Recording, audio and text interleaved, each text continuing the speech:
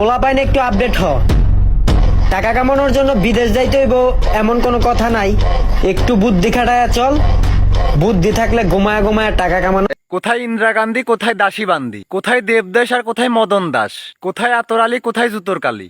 পেটেতে ভাত নাই, বোতাম খোলা শার্ট গায়, নিজে শোবার জায়গা নাই, শঙ্করার মধ্যে শুয়ায়। নুন আনতে পান্তা ফুরাই সাজে স্মার্ট বয়, এরা আবার পোলাপান্তের আপডেট অতি কয়।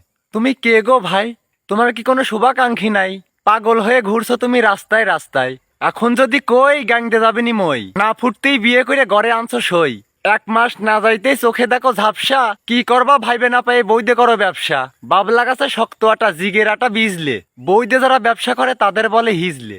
বইয়ের পরনে কাপড় থাকে না, পিঠে বেড়াও ঢোল, তোমরা আবার প্রবাসীদেরকে নিয়ে করো টোল। তোমাদের মতো আপডেট পোলাপান আমরা পানি ছাড়াই গিলে খাই, কারণ প্রবাসী হচ্ছে পুরুষ আর তোমরা হচ্ছে কাপুরুষ। বইদে যারা ব্যবসা করে তারা কাপুরুষ।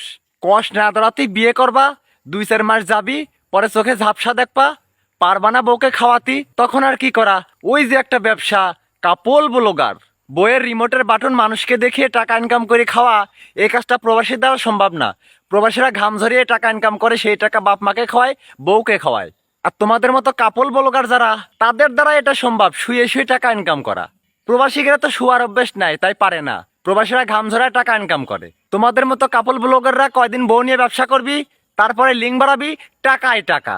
তোমাদের মতো কাপেল ব্লগারদের জন্য একটা গল্প আছে, শুনে যাও। ওই একটা লোকের নাম ছিল ফ্যান চাটা, তাই যাতে ওটার জন্য মক্কেল মাতবার ডাক দিয়ে নামটা চেঞ্জ করলো, নাম রাখলো হচ্ছে মধু চাটা। নাম কিন্তু ঠিকই চেঞ্জ ছিল, লাস্টে কিন্তু এই চাটা শব্দ থাইকেই গেল।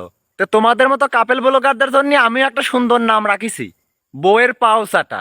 বউ ইনকাম করবি, সে টাকায় খেয়া ফুটনি করে বেড়াবা। হ্যাঁ।